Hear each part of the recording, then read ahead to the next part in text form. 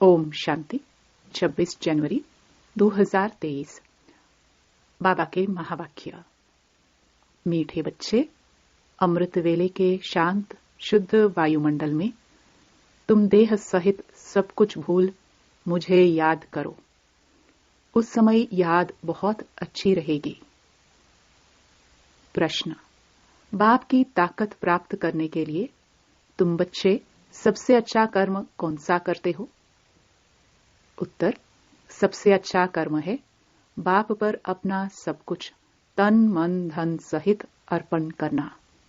जब तुम सब कुछ अर्पित करते हो तो बाप तुम्हें रिटर्न में इतनी ताकत देता जिससे तुम सारे विश्व पर सुख शांति का अटल अखंड राज्य कर सको। प्रश्न। बाप ने कौन सी सेवा बच्चों को सिखलाई है जो कोई मनुष्य नहीं सिखला सकता? उत्तर। रूहानी सेवा। तुम आत्माओं को विकारों की बीमारी से छुड़ाने के लिए ज्ञान का इंजेक्शन लगाते हो। तुम हो रूहानी सोशल वर्कर। मनुष्य जिस्मानी सेवा करते लेकिन ज्ञान इंजेक्शन देकर आत्मा को जागती ज्योत नहीं बना सकते। ये सेवा बाप ही बच्चों को सिखलाते हैं। ओम शांति। भगवानुवाच। यह तो समझाया गया है कि मनुष्य को भगवान कभी भी नहीं कहा जा सकता। यह है मनुष्य सृष्टि और ब्रह्मा विष्णु शंकर हैं सूक्ष्म वतन में। शिव बाबा है आत्माओं का अविनाशी बाप।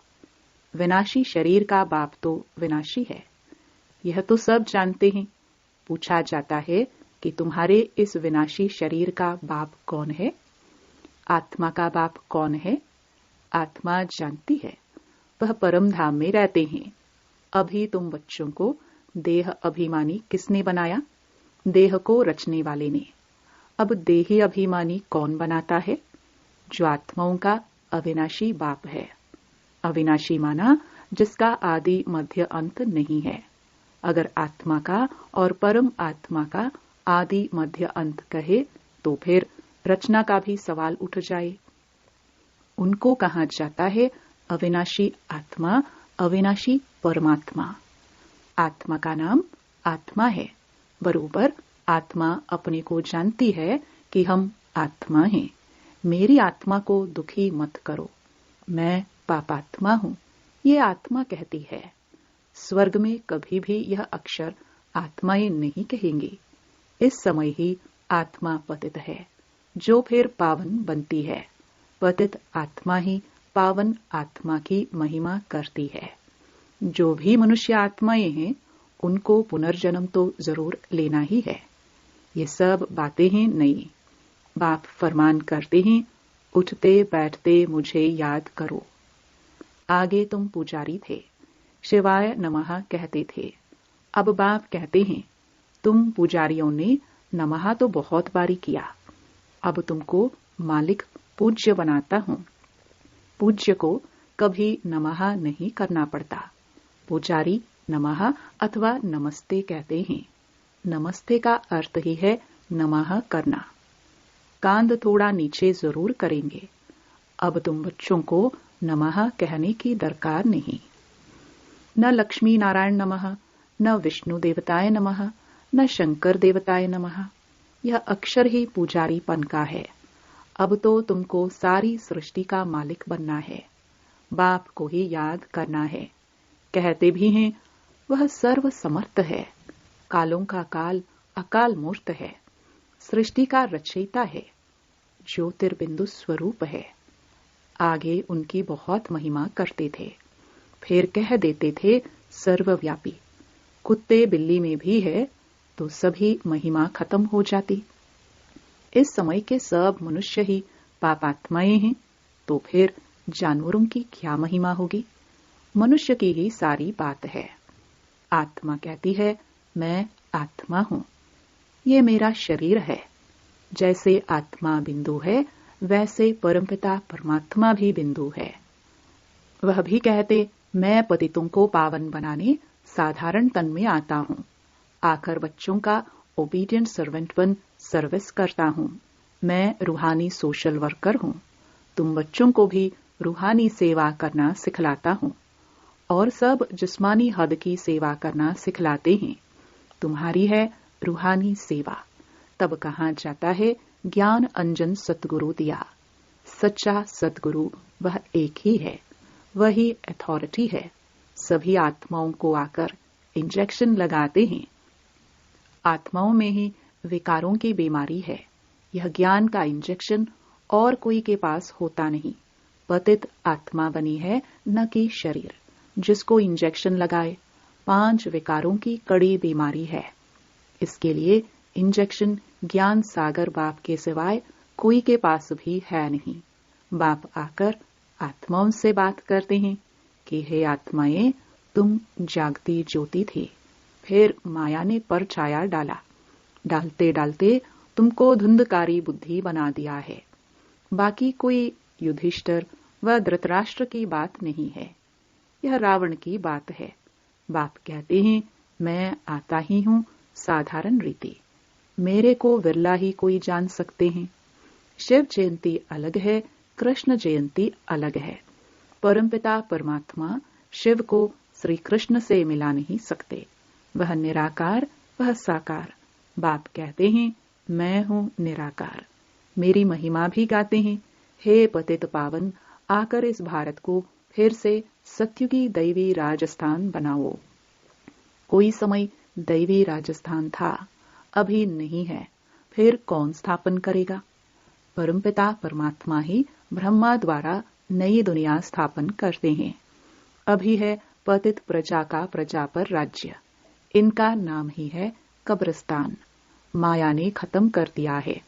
अब तुमको देह सहित देह के सब संबंधियों को भूल मुझ बाप को याद करना है। शरीर निर्वाह अर्थ कर्म भी भल करो। जो कुछ समय मिले तो मुझे याद करने का पुरुषार्थ करो। यह एक ही तुमको युक्ति बताते हैं। सबसे जास्ती मेरी याद तुमको अमृत वेले रहेगी, क्योंकि वह शांत शुद्ध समय होता है। उस समय न चोर चोरी करते, न कोई पाप करते, न कोई विकार में जाते। सोने के टाइम सब शुरू करते हैं। उसको कहा जाता है घोर तमो प्रधान रात। अब बाप कहते हैं बच्चे, पास्ट इज पास्ट। भक्ति मार्ग का खेल पूरा हुआ। अब तुमको समझाया जाता है यह तुम्हारा अंतिम जन्म है। यह प्रश्न उठ नहीं सकता कि सृष्टि की वृद्धि कैसे होगी। वृद्धि तो होती ही रहती है। जो आत्माएं ऊपर हैं उनको नीचे आना ही है। जब सभी आ जाएंगे तब विनाश शुरू होगा। फिर नंबरवार सबको जाना ही है। गाइड सबसे आगे होता है ना। बाप को कहा जाता है लिबरेटर, पतित पावन। पावन दुनिया है ही स्वर्ग। उनको बाप के सिवाय कोई बना ना सके। अब तुम बाप की श्रीमत पर भारत की तन मन धन से सेवा करते हो। गांधी जी चाहते थे परंतु कर ना सके। ड्रामा की भावी ऐसी थी जो पास्ट हुआ। पतित राजाओं का राज्य खत्म होना था तो उनका नाम निशान खत्म हो गया। उन्हों की प्रॉपर्टी का भी नाम निशान नहीं है। खुद भी समझते थे लक्ष्मी नारायण ही स्वर्ग के मालिक थे, परंतु यह कोई नहीं जानते कि उन्हों को ऐसा किसने बनाया। जरूर स्वर्ग के रचयिता बाप से वर्षा मिला होगा और कोई इतना भारी वर्षा दे न सके। यह बातें कोई शास्त्रों में नहीं है, गीता में है, परंतु नाम बदल दिया है। कौरव और पांडव दोनों को राजाई दिखाते हैं, परंतु यहाँ दोनों को राजाई नहीं है। अब बाप फिर स्थापना करते हैं। तुम बच्चों को खुशी का पारा चढ़ना चाहिए। अब नाटक पूरा होता है। हम अब जा रहे हैं। हम स्वीट होम में रहने वाले हैं। वो लोग कहते हैं फलाना पार निर्वाण गया, वह ज्योति ज्योति में समाया अथवा मोक्ष को पाया। भारतवासियों को स्वर्ग मीठा लगता है। वो कहते हैं स्वर्ग पधारा। बाप समझाते हैं मोक्ष तो कोई पाता नहीं। सभी का सदगति दाता बाप ही है। वह जरूर सबको सुख ही देगा। एक निर्वाण धाम में बैठे और एक दुख भोगे, यह बाप सहन कर नहीं सकते। बाप है पतित पावन, एक है मुक्तिधाम पावन, दूसरा है जीवन मुक्तिधाम पावन। फिर द्वापर के बाद सभी पतित बन जाते हैं। 5 तत्व आदि सब तमो प्रधान बन जाते हैं। फिर बाप आकर पावन बनाते हैं। फिर वहां पवित्र तत्वों से तुम्हारा शरीर गोरा बनता है। नेचुरल ब्यूटी रहती है, उनमें कशिश रहती है। श्री कृष्ण में कितनी कशिश है, नाम ही है स्वर्ग, तो फिर क्या। परमात्मा की महिमा बहुत करते हैं अकाल मूर्त, फिर उनको ठिक्कर भीतर में ठोक दिया है। बाप को कोई भी जानते नहीं। जब बाप आए तब आकर समझाए। लौकिक बाप भी जब बच्चे रचे तब तो बाप की बायोग्राफी का उनको पता पड़े। बाप के बगैर बच्चों को बाप की बायोग्राफी का पता कैसे पड़े। अब बाप कहते हैं लक्ष्मी नारायण को वरना है तो मेहनत करनी पड़े। जबरदस्त मंजिल है, बहुत भारी आमदनी है। सतयुग में पवित्र प्रवृत्ति मार्ग था, पवित्र राजस्थान था, सो अब अपवित्र हो गया है। सब विकारी बन गए हैं। यह है ही आसुरी दुनिया। बहुत करप्शन लगी हुई है। राजाई में तो ताकत चाहिए, ईश्वरीय ताकत तो है नहीं। प्रजा का प्रजा पर राज्य है। जो दान पुण्य अच्छे कर्म करते हैं उनको राजाई घर में जन्म मिलता है। वो कर्म की ताकत रहती है। अभी तुम तो बहुत ऊंचे कर्म करते हो। तुम अपना सब कुछ तन मन धन शिव बाबा को अर्पण करते हो, तो शिव बाबा को भी बच्चों के सामने सब कुछ अर्पण करना पड़े। तुम उनसे ताकत धारण कर सुख शांति का अखंड अटल राज्य करते हो। प्रजा में तो कुछ भी ताकत नहीं है। ऐसे नहीं कहेंगे कि धन दान किया तब एमएलए आदि बने। धन दान करने से धनवान घर में जन्म मिलता है। अभी तो राजाई कोई है नहीं। अब बाबा तुमको कितनी ताकत देते हैं। तुम कहते हो हम नारायण को वरेंगे, हम मनुष्य से देवता बन रहे हैं। ये हैं सब नई नई बातें। नारद की बात अभी की है, रामायण आदि भी अभी के हैं। सतयुग त्रेता में कोई शास्त्र होता नहीं। सभी शास्त्रों का अभी से तैलुक है। झाड़ को देखेंगे, मठ पंथ सब बाद में आते हैं। मुख्य है ब्राह्मण वर्ण, देवता वर्ण, क्षत्रिय वर्ण। ब्राह्मणों की चोटी मशहूर है। यह ब्राह्मण वर्ण सबसे ऊंचा है, जिसका फिर शास्त्रों में वर्णन नहीं है। विराट रूप में भी ब्राह्मणों को उड़ा दिया है। ड्रामा में ऐसी नोंद है। दुनिया के लोग ये नहीं समझते कि भक्ति से नीचे उतरते हैं। कह देते हैं भक्ति से भगवान मिलता है। बहुत पुकारते हैं, दुख में सिमरन करते हैं। सो तो तुम अनुभवी हो। वहां दुख की बात नहीं, यहां सब में क्रोध है। एक दो को गाली देते रहते हैं। अभी तुम शिवाय नमः नहीं कहेंगे। शिव तो तुम्हारा बाप है ना। बाप को सर्वव्यापी कहने से ब्रदरहुड उड़ जाता है। भारत में कहते तो बहुत अच्छा है, हिंदू चीनी भाई भाई, चीनी मुस्लिम भाई भाई। भाई भाई तो है ना, एक बाप के बच्चे हैं। इस समय तुम जानते हो हम एक बाप के बच्चे हैं। ये ब्राह्मणों का सीजरा फिर से स्थापन हो रहा है। इस ब्राह्मण धर्म से देवी देवता धर्म निकलता है। देवी देवता धर्म से क्षत्रिय धर्म, क्षत्रिय से फिर इस्लामी धर्म निकलेगा। सीजरा है ना, फिर बौद्धी क्रिश्चियन निकलेंगे। ऐसे वृद्धि होते होते इतना बड़ा झाड़ हो गया है। ये है बेहद का सीजरा, वो होता है हद का। यह डिटेल की बातें जिसको धारण नहीं हो सकती, उनके लिए बाप सहज युक्ति बताते हैं कि बाप और वर्षे को याद करो तो स्वर्ग में जरूर आएंगे। बाकी ऊंच पद प्राप्त करना है तो उसके लिए पुरुषार्थ करना है। यह तो तुम बच्चे जानते हो। शिव बाबा भी तुमको समझाते हैं, यह बाबा भी समझाते हैं। वही हमारी तुम्हारी बुद्धि में है। भल हम शास्त्र आदि पढ़े हुए हैं, परंतु जानते हैं इन सब से कोई भगवान नहीं मिलता।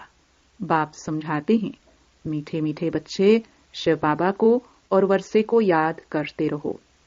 बाबा, आप बहुत मीठे हो, कमाल है आपकी, ऐसे ऐसे महिमा करनी चाहिए बाबा की। तुम बच्चों को ईश्वरीय लॉटरी मिली है, अब मेहनत करनी है ज्ञान और योग की। इसमें जबरदस्त प्राइज मिलती है तो पुरुषार्थ करना चाहिए ना। अच्छा, मीठे मीठे सिखिलदे बच्चों प्रति माता पिता बाप दादा का याद प्यार और गुड मॉर्निंग।